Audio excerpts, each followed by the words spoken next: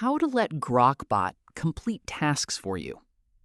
First, open the Grok app on your phone and make sure you're signed in.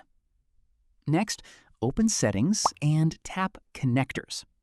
Here, you can connect supported services so Grok can work with your emails, files, calendar, and other tools. If you are connecting emails, then tap Connect and choose your email account. After connecting the service you need, return to Grok and start a new chat.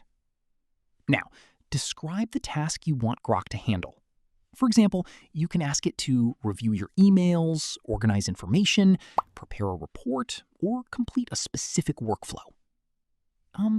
If you want Grok to repeat the task automatically, use automations.